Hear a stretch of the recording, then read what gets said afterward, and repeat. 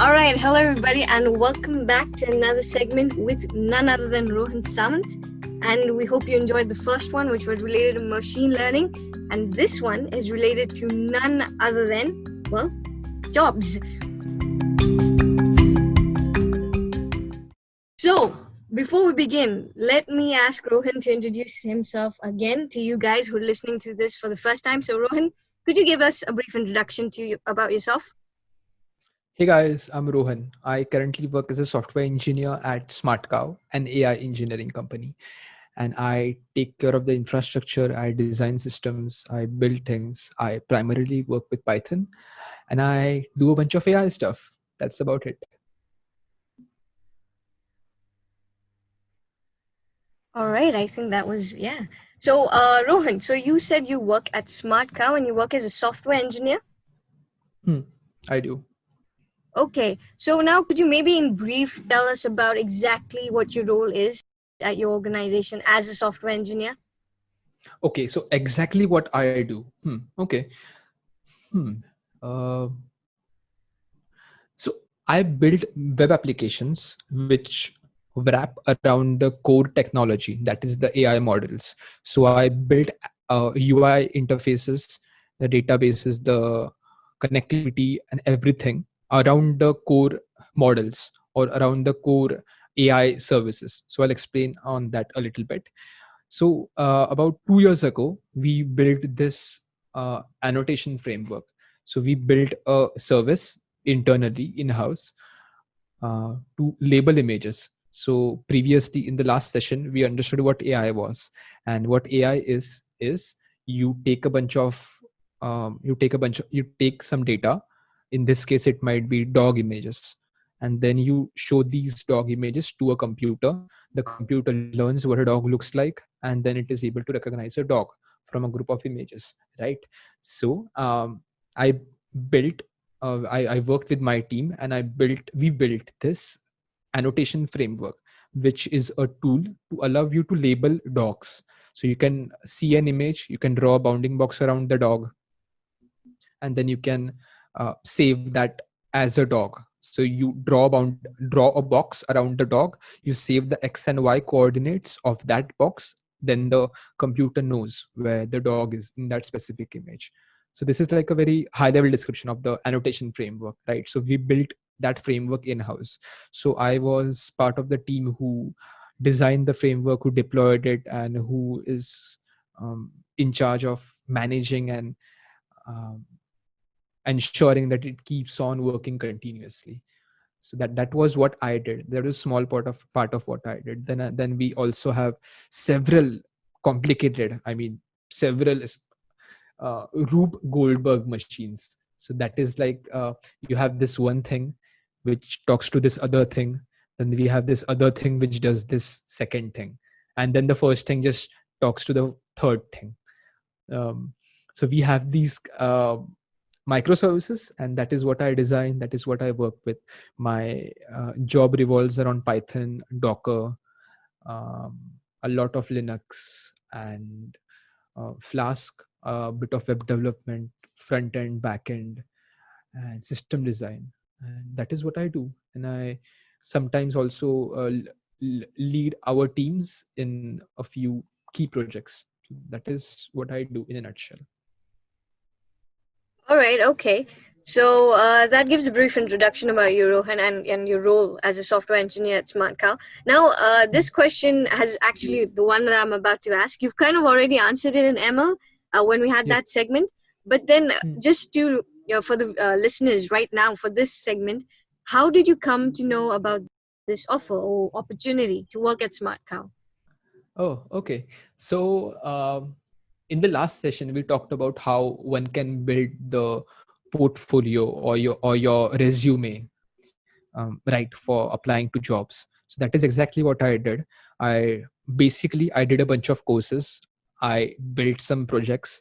Someone saw my GitHub, and they thought ki, okay, this guy can probably build what I need, and they offered me a freelance gig for a small amount of time, and they loved the way I worked, and they loved my they liked me as a person, I guess. And then they said, we would like to work with you for 2 years, and that is how I got my job. So I built a project called Smooth Stream. That was a simple Python application to stream video over a network. And um, Andrew Trask, which is a prominent figure in the AI community, he starred my project on GitHub. And when my current boss saw Andrew Trask's star on my project, he was like, "Oh, this is useful. I like this." And he reached out to me via email, and that is how he found me. And ever since that, we have been working together, and it's been great. It's been about 2 years since I started, somewhere around that. And I'm just learning so much. So I started out as a kid who did Python, and now I'm a software engineer who can build stuff. Yeah. Basically, see, it was all just sheer luck for me. I was pretty lucky. So that is how it worked out for me. But if I were to start this over again, then I would have my portfolio of projects which I built in my free time, during my weekends and during my holidays. I built those projects, and uh, that is what I would show if I were to start it over. But yeah, I guess that answers it, right? Yes, yes, it does. It actually does, and I'm pretty impressed. But now, Rohan, like when you started out at SmartCow, did you start out Yeah. at the same post that you have right now, or did you have a journey towards this post? So I started out as a AI application engineer. So we are a small company of 20 to 25 people. So the posts and titles don't have too much of an impact.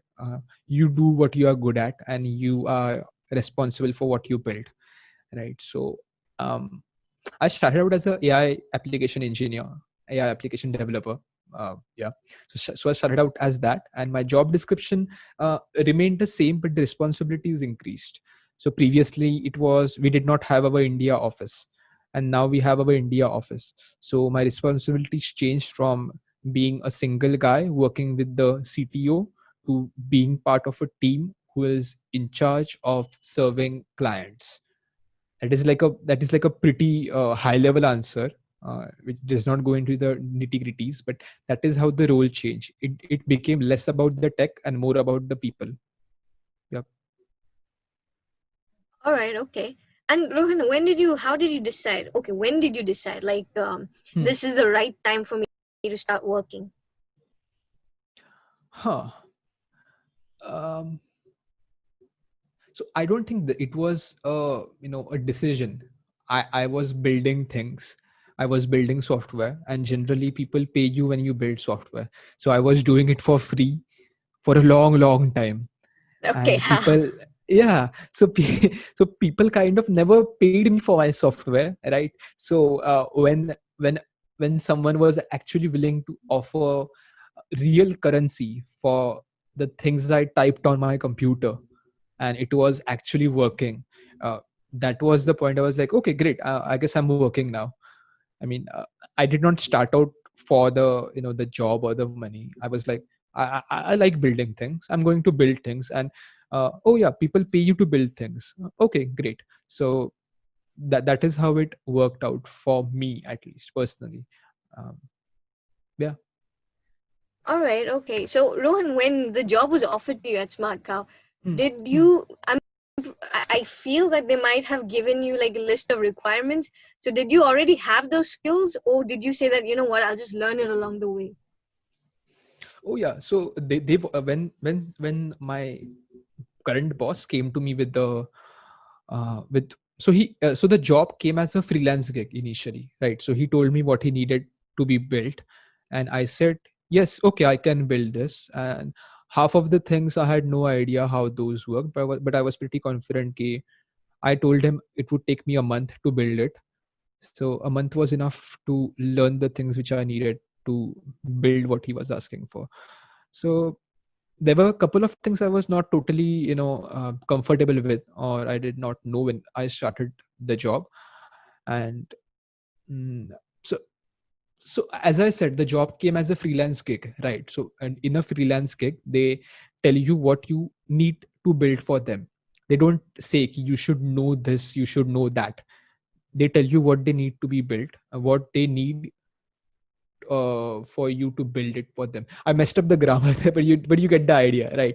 So they tell you what they need built, huh, and you build it for them. That is, and I built what he asked me to build, and he was like, okay, this guy can work, and I can work with him. And yeah, and that is how I started.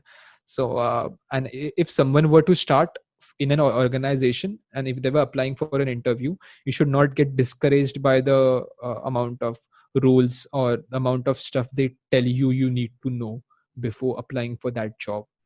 So you should just apply to so if you are a fresher who is just starting out and who has no experience, you should be willing to work for free. And that is uh, I'll come back to this later as well. So you should be willing to work for free, and you should apply to every single job posting you see um, online. You don't have to put all of your effort into each and every one of them, but you should at least reach out to people who are at um, hiring teams at their companies, and you can reach out to people. You should share what you are building, and even if you don't qualify for the job completely, you should always apply. It is not for you to decide whether you can do the job. It is for the hiring committee to decide whether you are good for the job.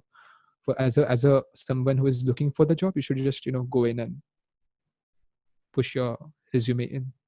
Yep.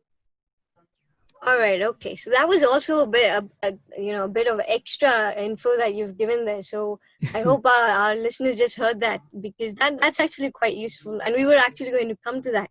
You have a question set up for that. But moving on to the next question, actually, I think I'm guessing that you didn't have to make a resume for this job. I'm not sure. Is that No, I right? didn't. Yeah, Exactly. that is absolutely correct. I mean, I did have a resume, but I had a portfolio. So when my boss reached out to me via email, I was able to tell him how I was going to build his project. I was able to tell him how much I'm going to charge for his project based on my prior experience, and I was able to so he was able to understand okay, this guy knows what he's talking about and he can build it. So the resume does the same thing. You have to convince people you can do the job. So that email was my resume.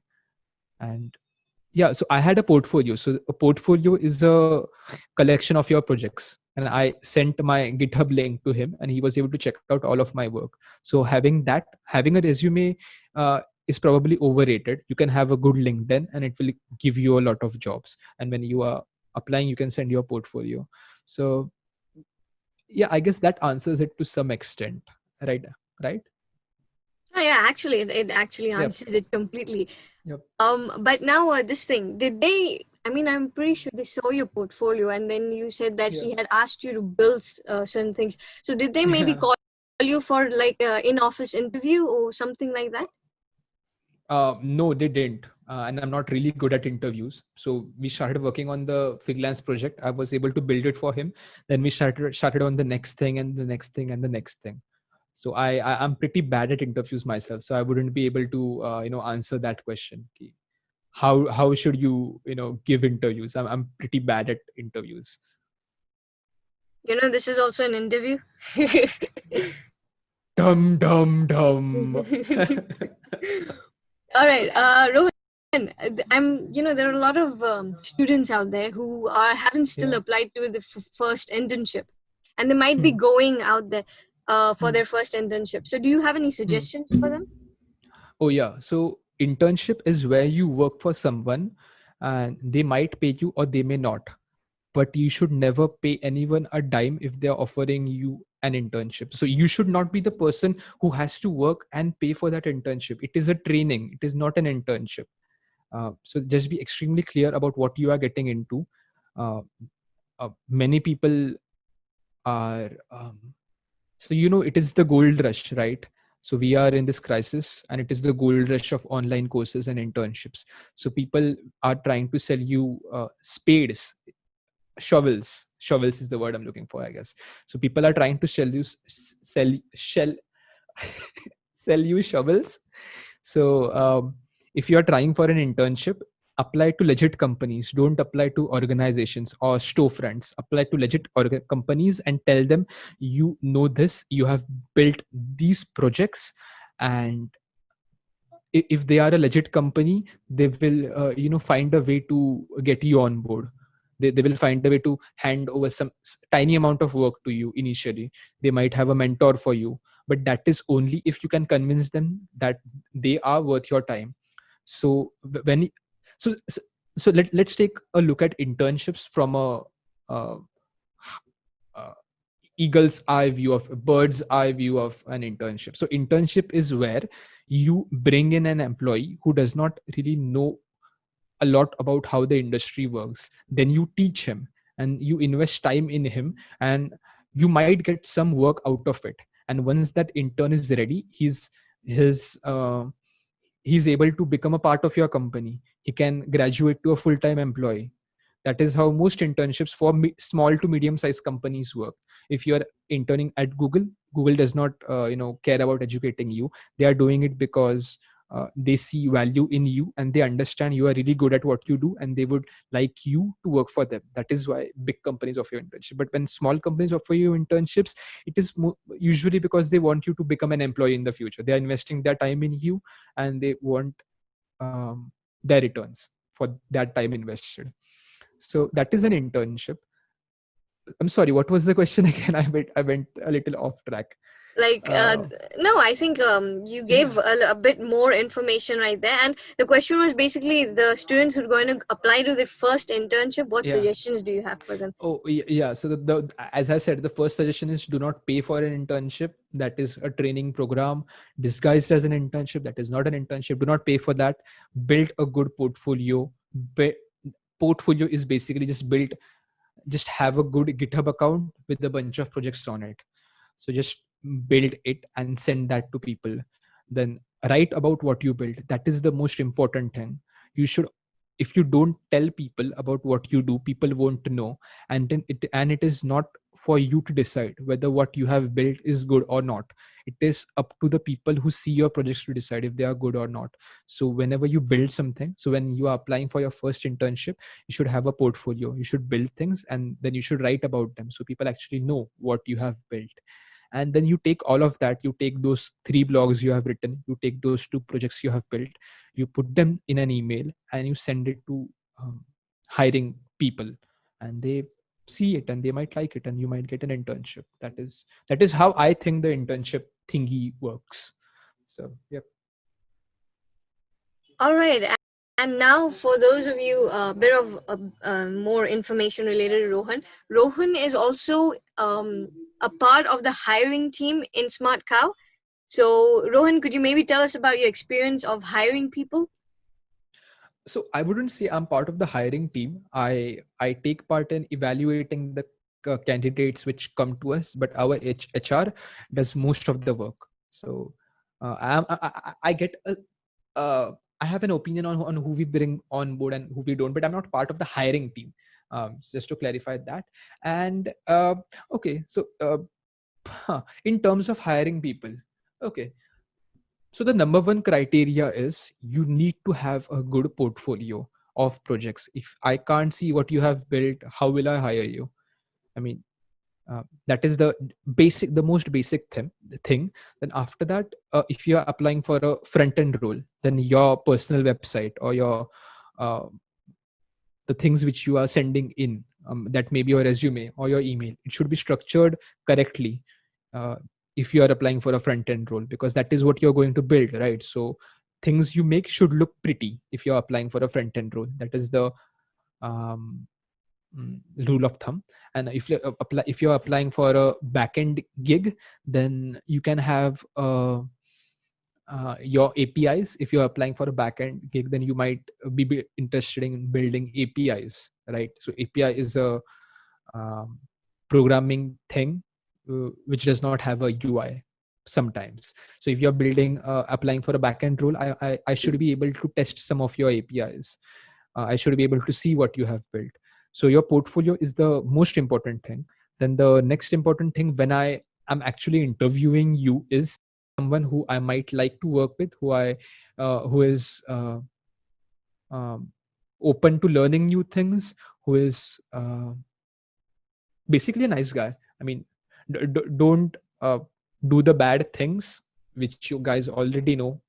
So if you are a good human being and you have ability to learn new things, that is what we look for. We don't, I mean, at some point you're going to have to learn new things, right? So what we look for in you is you are good to work with, and you can learn new things, and yeah, you are responsible, you are humble, you are and all of those things your mom told you to do. So if you are that, then I guess we can onboard you. And yeah, and then the salary, are you demanding too much money? Because that is a constraint, right? So yeah, those are some of the factors which we see while hiring people. But for me personally, I think more important than the tech skills are your abilities to learn, and how you deliver things, and how how easy it is to work with you. That is the most important thing for me, at least. Yeah. All right, okay.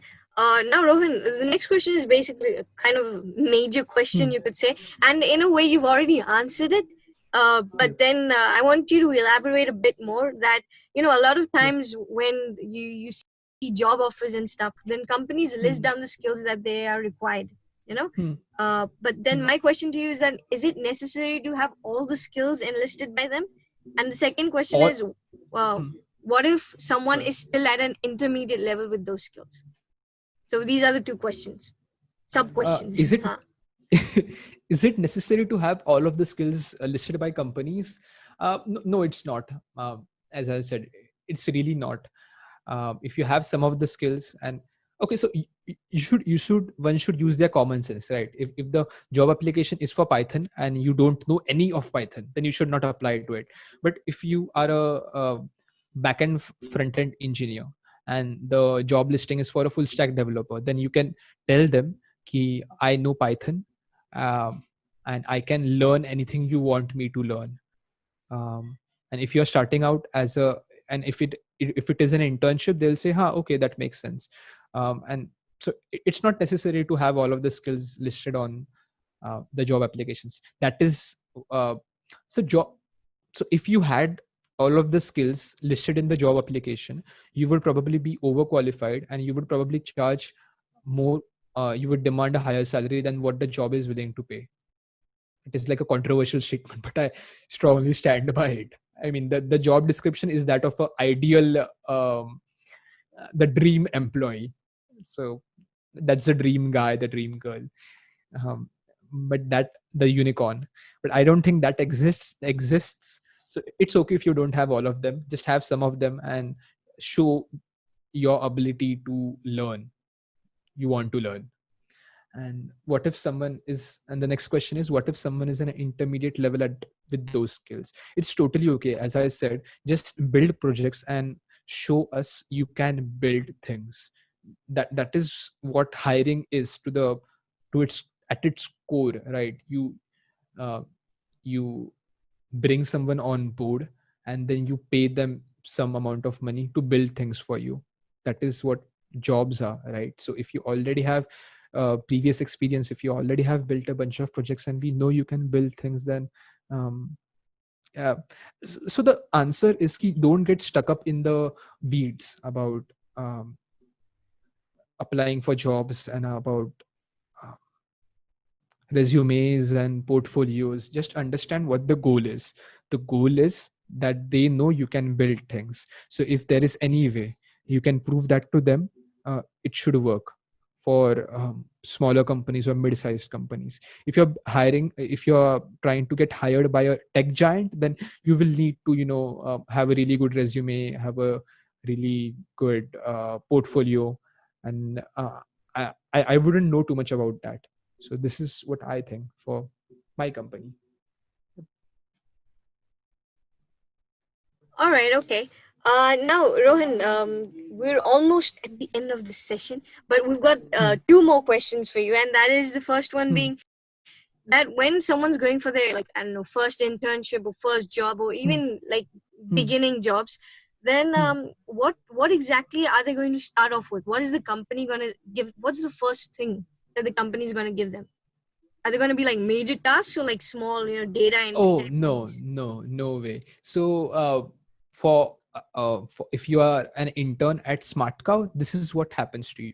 So I'll elaborate a little bit about on that. So in tech, there are some things which you need to try to understand if they are going to work for your company, right? And at some of these on some of these tasks, you may not want to donate all of your current bandwidth.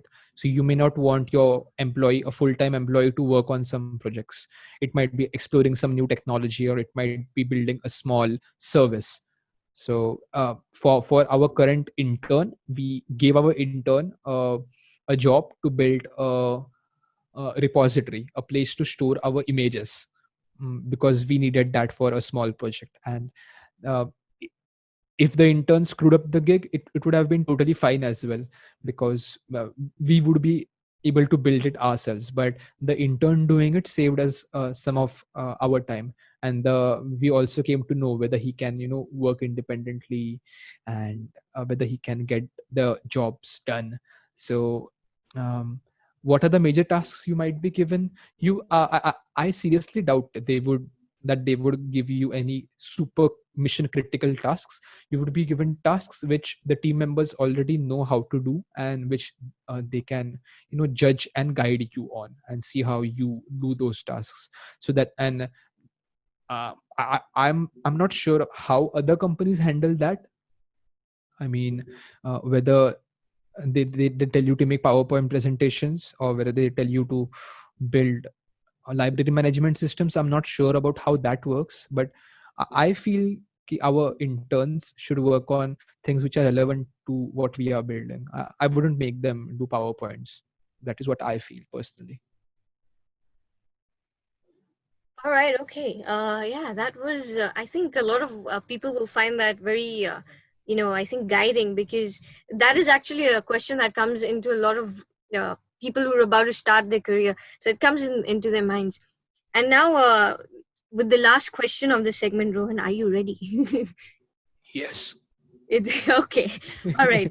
So the last question is basically, what's your preference, startup or corporate? Like, Huh. That's actually a really good question. So I started working for a startup. Um, so SmartCow is a mid-sized company. It is not a startup anymore. So when I first started working for at my first job, the company did not pay me a dime, and it went bankrupt. And I learned a ton of things. I mean, my most of my Python knowledge came from that company, which did not pay me a dime. So when you are starting out and working at a startup, there will be times when the startup just goes bankrupt, when it is acquisitioned by another company, or they might just decide to fire you without a severance. So if you're working for a startup, there will be a lot of opportunities to learn new things. Your entire growth of your career will be at an accelerated pace, and it would be you will be handed down a lot of responsibility. But the stability of your job would always be in question if you're working for a startup. And if you're working for so when we say companies, there are again three the types of companies: the smaller, the bigger, and the larger ones. So which ones are you talking would you like to know, Arfa? I think, could you maybe briefly tell us about all three? Okay, great. So I think SmartCow is a small sized company. We have about 20 to 25 employees, right? But it is a real company. It is not something which is not generating any revenue. It is not something which just got its funding 2 months ago. It is like a established company. It is still a small company, but it is a company, right? So when you're working for a smaller company, you might not get the benefits. You might not get uh, uh, the travel benefits, the vouchers, the deals. You might not get any of that, but you will get flexible working hours. We do have those. You will get um, so you will be directly in touch with the clients who are actually using your products. So for us, it is our users in Singapore. So I get to talk with them, and because we are a small company, and then I get to dig my hands in our servers. So we have a data center in Malta, and I get to work on those machines, and that is only possible because we are a small company. If we were a behemoth, then there would be too many security clearances I would have needed to go through to get my learning, get uh, get my hands on those machines. And having access to that much those many resources was possible only because I was working for a smaller company, right? So smaller companies give you the freedom to take on more responsibility. It is similar to working in a startup. So if someone is starting out, I would suggest you try to find a smaller company. But the barrier for entry for smaller companies is also higher because they have ris- tight budgets, because they are a small company. They are not a behemoth. So they try to squeeze in more for their buck. So you need to be a good engineer if you're working for a smaller company. That is like patting myself on the back, but that is the way things are. I'm sorry about that. So smaller companies typically have tighter requirements to get you on board, and then mid-sized companies would be I guess the ideal spot for most people, where you get the benefits, you get everything. And a mid-sized company, when we say mid-sized, I mean anywhere from 200 to 500 people. That will be a mid-sized company, and everything over that will be a large behemoth company for me. So I think mid-sized company would be a sweet spot, according to me, for people starting out and people who are trying to look for stable jobs after they are done with their degrees. And for startups, if you don't have a family depending on you, if you are okay with not earning, if you're not in it for the money, then you can go for a startup. And yeah, you can get started on a startup, and get started with working with a startup when you are in college or when you are in school as well. They just care about whether you can get the job done for the lowest amount of money.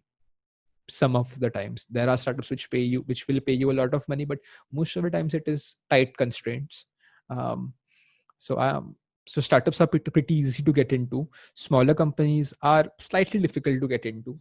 Mid-sized companies are the sweet spot, according to me. They will be the easier to get into those. It will be easier to get into those. And the larger companies, the Googles, the Amazons, and the Netflixes, and the Yahoos of the world, they are pretty difficult to get into, as we might already know. um, so I guess that summarizes the benefits, pros and cons of the company size. And yeah, I guess uh, I guess that concludes it, right? Yeah, to be honest, it was actually, I think you said all the right things. I think that was very informative, as all your answers are. So thank you so much, Rohan, for joining us for this particular segment related to jobs. It was very informative, as I said. And if you guys have any questions that you want to ask Rohan related to jobs or ML or webinar, then do send them to us. We will definitely try having Rohan on another segment with us, with RWE. Apart from that, do check out the segments of machine learning and webinar that we are about to have with Rohan.